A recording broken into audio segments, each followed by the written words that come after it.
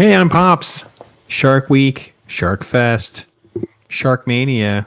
We're here. Let's do it. Another shark movie, Open Water, 2003, super indie film, like micro budget film. Chris Kentis and his spouse, partner, Laura Lau.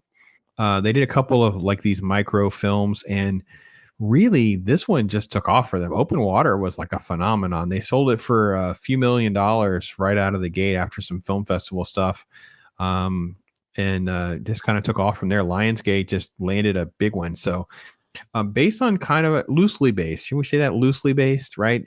True story of two Americans that were lost in Australia. They went out on vacation. They were lost in the Great Barrier Reef. So, very similar situation. And I think that they attribute it to the failed head count in this film, but I'm not sure we know that of the original, of the actual story. But basically, we end up with two people.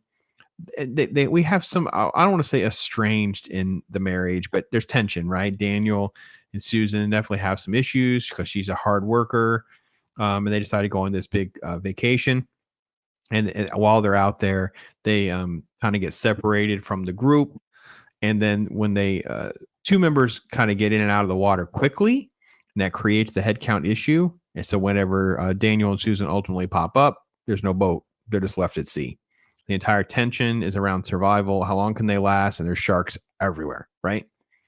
So it just really lends itself to just a lot of the fears that we have: the fear of sharks, fear of being in the open water, fear of drowning, fear of dehydration, hallucination, the relationship tensions that you would have with someone like that when you're stuck in that. So because you get that, you get a scene where he's freaking out and she's mad at him and vice versa, things like that. So anyway, the film itself, I have to be honest, I've kind of forgotten how good the film was, for especially for the money that was spent. I mean, holy cow, this movie is done really well, especially when it's out at sea. So the early scenes, this is them on vacation, things like that.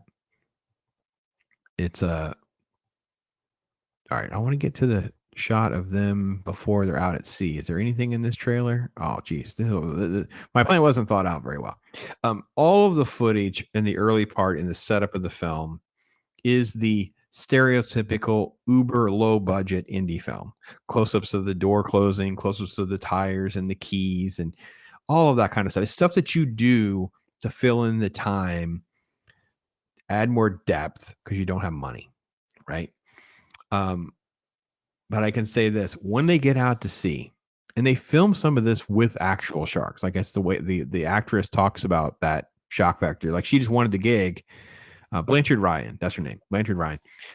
But there actually are shots with actual sharks. So as freaky as this is, imagine doing that. So, um, but when they're out at sea, the shots that they do and the stuff they pull off here, all of this, it is done exceedingly well. And they do such a great job of above the water, over the water, in the water shots. They just do so much of this. Extreme close ups and aerial shots. It is done really, really well. I realize how little there is in this. Oh, so this is a jellyfish shot. So the jellyfish again eventually get them, which again is way more common off Australia than it would be in even the Caribbean. Box jellyfish in particular. There's another whole movie or two done just on jellyfish. So people that have survived those kinds of situations. So I did like the fact that that happened. Um, what I really just enjoyed was the fact that you have just something that could be done so well. With this is the freak out scene where Daniel's just freaking out, right? Lionsgate did a good job of just showcasing all of this. Oh god, something's rubbing against my foot. Yeah. So, you know, look at the shot of how they put you in a storm. It gets black. Something's touching my foot.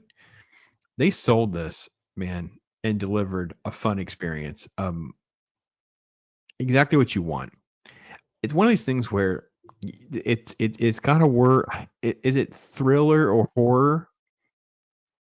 It's more like creepy, uncomfortable, awkward, tapping into our fears, fear provoking. rather than some sort of like horror film or anything like that. It's never graphic, right? There's no budget, there's no money for some sort of graphic prosthetic special effects or anything like that, right? It's very, very small. Um, yeah.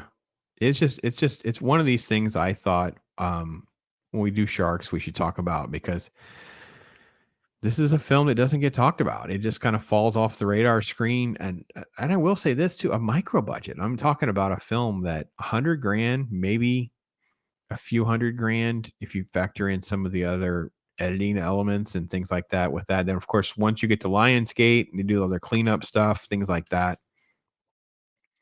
And then they put all this money into it, right? Um, and ramp up this incredible project, right? But the problem I think with this is you end up with the studio bought it, Lionsgate buys it, right? And I don't know exactly who owns the rights to the film, but then we get sequels. I've never watched any of the sequels. I have no desire to watch the sequels, to be honest. I don't know that um, it's a franchise that needed to exist. I think we were good with just the one, but that's not how any of this stuff operates. Someone will figure out a way to build on it, even if it's a direct to TV, direct to video market types thing, not direct to streaming thing now. But I remember seeing this and thought, man, that's really done well, and creeped out, just like, oh crap, what would happen if you were the boat capsizes, right? You're out at sea and you lose your sense of direction. You don't know where you are. And the drifting element which was done very well. I don't know. I don't even know. I'm sure that there are scuba people who will fact check this and go, it's not believable because of this, or it's not because of that. Okay.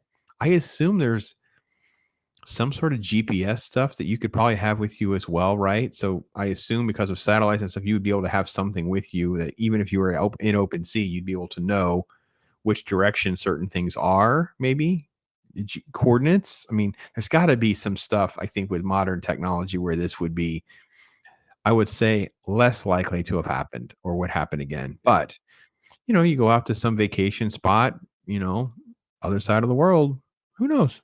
So, anyway, love your thoughts. Hope you're enjoying our shark conversations. We're going to kind of continue to venture on. The link will be in the description for the Talk Hard episodes. Obviously, we've got the Meg, Cocaine Shark, Deep Blue Sea is a review I just finished. We'll have others that are coming. So we'll try to keep up with some of those links so you can just enjoy some shark talk. And then with that, hashtag shark talk hard, shark hard. Yeah, let's do that. I'm Pops.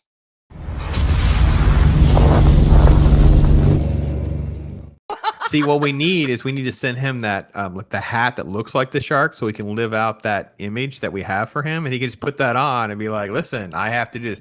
Arwen, do you know what we're talking about? I have no clue. Well, you're talking about Halo, right? You're talking about the Halo. No, this is way better than Halo. This is the let it just speak for itself. Hey, how you doing?